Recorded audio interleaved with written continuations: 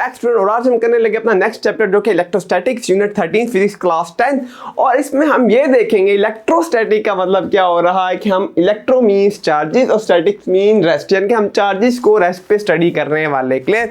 अब जो first example दी हुई अकॉर्डिंग टू दिस कि हमें पता लगे चार्जेस क्या है, इलेक्ट्रिक चार्जेस क्या है, तो उस पर एग्जाम्पल ये दी हुई है कि अगर हम एक कोम ले ले और इसको क्या करें, यहाँ पे मेरे पास कुछ पीसीस हैं हमारे पास और जब मैं इसके करीब लेके जाऊँ इन पीसीस के, ये स्मॉल पीसीस है हमारे पास पेपर के, ठीक है, तो ये इसको क्या करेगा, या तो अट्रैक्ट करेगा। फिलहाल ये अट्रैक्ट नहीं कर रहा, क्यों? क्योंकि इस तरह ये मैंने एक स्मॉल पीस ऑफ पेपर को जूम करके दिखाया, जैसे एक स्मॉल पीस ऑफ पेपर है, ठीक है, इसके अंदर इस वक्त जो नंबर ऑफ प्रोटॉन और जो इलेक्ट्रॉन है वो क्या है, सेम है। इट्स मीन ये बॉडी न्यूट्रल है। ओके, इस तरह ये कोम के अंदर भी जो पार्टिकल है जो वो क्या है, उस वक्त हमारे पास जो एटम्स है वो किस में पड़े हुए, वो न्यूट्रल में पड़े हुए, न्यूट्रल कंडीशन में। लेकिन जैसे ही हम इसको क्या करेंगे, हेयर्स के साथ क्या करेंगे, रब करेंगे, तो ड्यू टू फ्रिक्शन की वजह से क्या हो जाएगा, इस पे इलेक्ट्रॉन क्या हो जाएगा, चार्ज आ जाएगा, हमारे हेयर्स इसके ऊपर क्या आ जाएगा, इलेक्ट्रिक चार्ज आ जाएगा। और जैसे हम मैं इसको इन पेपर्स के पास लेके जाऊंगा तो ये देखें, यस, होपफुली नजर आ रहा होगा, ठीक है। तो ये इसको क्या कह रहा है, ये इसको कैचअप कर रहा है, डन, नजर आ, ओके। अब अगर ये एक स्मॉल, ठीक है, अब ये कैसे हो रहा है, ठीक है, जब हमने कोम को क्या किया, हेयर्स के साथ रब किया, तो जो इलेक्ट्रॉन्स है वो किस पे आ गए, वो मेरे पास इस कोम के ऊपर आ गए। मीन्स हमारे पास कुछ यहाँ पे क्या आ गया, इस कोम के ऊपर हमारे पास कुछ इलेक्ट्रिक चार्ज आ गया और वो इलेक्ट्रिक चार्ज क्या था, नेगेटिव। तो इस वक्त क्या हो गया, ये कोम नेगेटिव हो गया। और ये पीस ऑफ एक पेपर लिया मैंने, जब मैं इनको इनके करीब लेकर गया तो हुआ कुछ यूं कि हमें पता है जो पॉजिटिव होता है वो नेगेटिव को क्या करता है, अट्रैक्ट करता है। तो यहाँ पे क्या हुआ, ये जो नेगेटिव चार्ज थे, ठीक है, ये रिपेल होके इस साइड पे चले जाएंगे और पॉजिटिव इधर आ जाएंगे। ये एक पीस ऑफ पेपर है, डन, ये इधर आ जाएंगे, ओके, वो ऑलरेडी उधर ही है। और इस तरह ये वाला जो होगा, ये वाला पॉजिटिव ये उठ के यहाँ आ जाएगा और नेगेटिव वहाँ हो जाएगा, डन।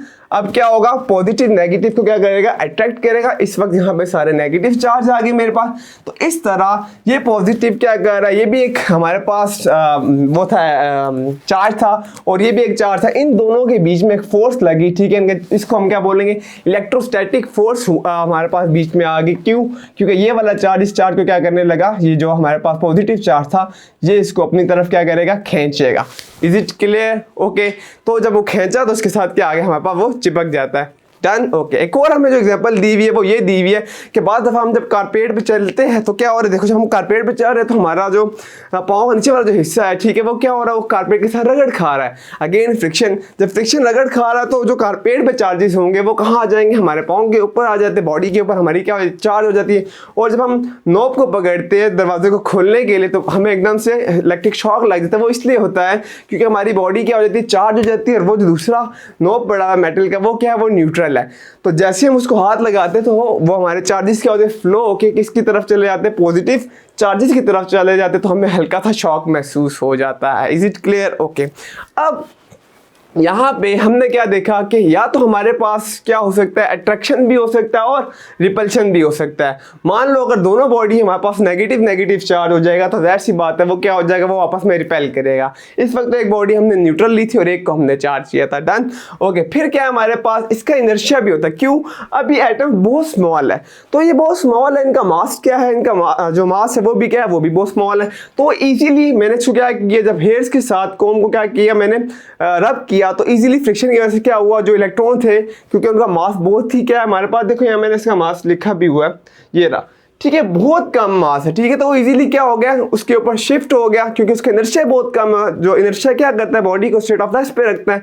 तो जब मैं इसको हमने रब किया तो वो इजीली क्या हो गया, उसके ऊपर कोम के ऊपर हमारे पास ट्रांसफर हो गए, डन। तो इनर्शिया अगर बहुत बड़ा होगा हमारे पास चार्ज तो जाहिर सी बात है उसको ट्रांसफर करना भी क्या होगा, हमारे लिए मुश्किल हो जाएगा। Is it clear? Okay okay student, अब हम देखते हैं हमारे पास डिफरेंट तरह के क्या है, हमारे पास टाइप्स ऑफ चार्जेस है हमारे पास, डन। मैंने डायरेक्ट तो बता दिया पॉजिटिव और नेगेटिव है, लेकिन हमने किस तरह एक्सपेरिमेंट से परफॉर्म किया कि कौन कौन से हमारे पास चार्जेस होते हैं, डन। तो जो एक्सपेरिमेंट परफॉर्म किया वो इस तरह किया हुआ कि हमने कोई थ्रेड ले लिया, ठीक है, स्ट्रिंग लेके हमने क्या कर दी, यहाँ पे एक हमने ग्लास रॉड को क्या कर दिया, रॉड को हमने जोड़ दिया।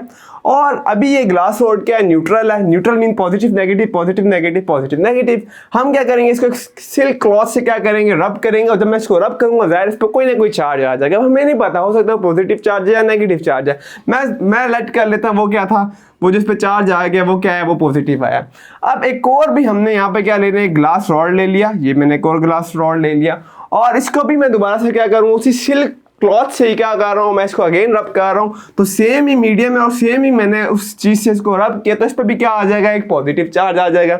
अब जब मैं इसको इसके करीब लेके जाऊंगा तो मैं देखूंगा कि इनके बीच में क्या हो जाएगा, इनके बीच में रिपल्शन शो होगी। ठीक है, इनके एक दूसरे से क्या करेंगे, रिपेल करेंगे, दूर जाएंगे। क्यों, दोनों पे चार्ज सेम हो। इट्स मीन कि यहाँ पे चार्ज सेम था तो ये क्या हुआ, ये आपस में रिपेल हुआ। हमें पता चला यहाँ पे एक पॉजिटिव चार्ज है।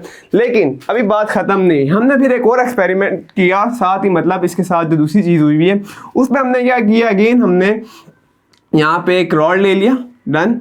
और अब की बात जो रॉड है वो क्या है, हमारे पास प्लास्टिक रॉड है, डन। ये एक प्लास्टिक रॉड ले लिया, न्यूट्रल था। इसको अगेन हमने फ्रिक्शन के ज़रिए, ठीक है, रब किया। और उससे हमने रब किया, एनिमल फर्श से हमने रब किया, फर्श से हमने इसको रब किया। और फिर एक और भी हमें यहाँ पे क्या ले लेता हूँ, एक और प्लास्टिक रॉड भी ले लिया। अगेन दोनों को जब मैं रब करूंगा तो इस दफ़ा मैं कहता हूँ जो चार्ज है उन पे कौन सा चार्ज आ गया, दोनों पे नेगेटिव आ गया।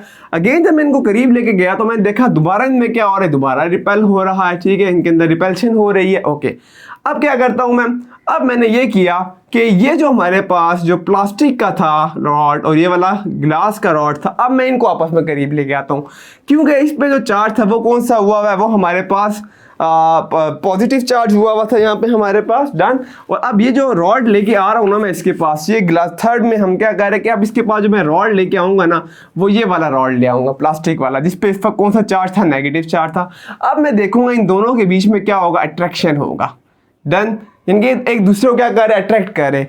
इट्स मीन तो हमारे इसका क्या मतलब हो रहा है, हमारे पास सिर्फ दो नेचर है चार्ज, क्या तो पॉजिटिव होता है या फिर वो नेगेटिव होता है, और कोई हमारे पास यहाँ पे कंडीशन नहीं आई। ओके, तो जो हमारे पास रिपल्शन होती है या रिपल्शन या जो अट्रैक्शन है वो डिपेंड कर रही है किस पे, चार्जिस पे। ठीक हो गया। और फिर चार्जिस के किस पे डिपेंड कर रहा है, चार्जिस के स्टूडेंट नेचर पे डिपेंड कर रहा है। क्या वो हमने पॉजिटिव लिया, ठीक है, अगर एक तरह लूंगा तो जाहिर सी बात है क्या होगा, आपस में रिपेल कर जाएंगे। क्या हमने वो नेगेटिव लिया, कौन सा नेचर लिया, या हमने पॉजिटिव नेगेटिव लिया। तो यहाँ से हम ये पता करा सकते हैं, यहाँ से हमें ये पता चला कि हमारे पास दो तरह के चार्जेस है, एक पॉजिटिव है और नेगेटिव। देन हमारे पास यहाँ पे इसको मैं इरेज करने लगा हूँ क्योंकि सारा कॉन्सेप्चुअल है, इसको सिंपल अपने लफ्ज़ों में लिखना है, ऐसा कुछ इसमें है नहीं। ठीक है, तो जस्ट इसको गो थ्रू करना और फिर अपने लफ्ज़ों में क्या कर देना, इसको प्रोड्यूस कर देना। ओके, अच्छा, फिर जो हमारे पास नेक्स्ट इन्फॉर्मेशन दी वो ये कह रहा है कि जो एटम होता है वो एक बहुत ही, हर चीज़ जो होता है एटम से बने, जितने भी मैटर है स्मॉल हमारे पास एटम से बने हुए। उस एटम के अंदर क्या होता है, हमारे पास इसका ये जो सबसे बीच वाला जो हिस्सा है क्या है, इसका ये न्यूक्लियस है। और न्यूक्लियस के साथ ही क्या पड़ा होता है, प्रोटॉन भी पड़ा होता है। प्रोटॉन से हमारे पास पॉजिटिव चार्ज होता है, जबकि न्यूट्रॉन पे हमारे पास कोई चार्ज नहीं। देखो न्यूट्रॉन पे मैंने लिखा हुआ है 0 चार्ज, कोई चार्ज नहीं है। ओके, इसके इर्द गिर्द यहाँ पे इसकी ऑर्बिट पे हमारे पास क्या होता है, इलेक्ट्रॉन होता है। और इलेक्ट्रॉन क्या करता रहता है, इसके इर्द गिर्द क्या करता रहता है, मूव करता रहता है इस प्रोटॉन के, डन। अब ये जो प्रोटॉन है, ये जो प्रोटॉन है, इसका मास हमारे पास जो दिया है ऑब्जेक्टिव में पूछ सकता है, वो कितना है, 1.673 मल्टीप्लाई बाय 10⁻27। और जबकि जो इलेक्ट्रॉन है उसका अगर हम मास देखें तो वो काफ़ी कम है। ऑलमोस्ट जो प्रोटॉन है मेरे पास वो 1836 टाइम्स हैवियर है। ठीक है, इतने टाइम क्या है, ये हैवियर्स है किससे, इलेक्ट्रॉन से, इतना मतलब कि वजनी है। ठीक है, इतने गुना इससे क्या है, वजनी है, डन। ओके, न्यूट्रॉन में हमारे पास कोई चार्ज नहीं होता, लेकिन उसका वजन होता है, और उसका वजन उतना ही होता है जितना मेरे पास प्रोटॉन का वजन होगा, उतना ही मेरे पास न्यूट्रॉन का वजन होगा। लेकिन न्यूट्रॉन पे हमारे पास कोई भी चार्ज नहीं होता, कीप इन माइंड। ओके, अच्छा, अब अगर मैं ये देखना चाहूँ कि एक इलेक्ट्रॉन पे कितना इलेक्ट्रिक चार्ज होता है, तो वो मेरे पास एक इलेक्ट्रिक चार्ज की जो वैल्यू वो कितनी है, 1.67 मल्टीप्लाई बाय 10⁻⁻19। इतना चार्ज जो होता है हमारे पास एक इलेक्ट्रॉन के बराबर होता है। और अगर मैं कहता हूँ एक कूलम के अंदर कितने इलेक्ट्रॉन्स होंगे, तो एक कूलम, क्योंकि हम चार्ज को, ये मैंने बताना भूल गया, हम जो चार्ज को स्टूडेंट मेजर करेंगे ना, चार्ज को वो हम किस में मेजर करते हैं, कूलम में। ठीक है, नेक्स्ट टॉपिक हमारा कूलम्स लॉस है, तो वहां से हमें पता चल जाएगा किस हम चार्ज को कूलम में मेजर करते हैं। डन। तो अगर मैं ये देखना चाहता हूँ कि एक कूलम के अंदर कितने नंबर ऑफ हमारे पास ये इलेक्ट्रॉन्स होंगे, तो वो कितने होंगे 6.24 to multiply by 10 power 18। Okay, is it clear? इतने ज्यादा जब इलेक्ट्रॉन होंगे तो मेरे पास एक कूलम का क्या बनेगा, चार्ज बनेगा। Is it clear? Okay, hashtag peace out. फिर भी कोई क्वेश्चन है तो कमेंट सेक्शन में आके पूछो। मिलते हैं नेक्स्ट लेक्चर में।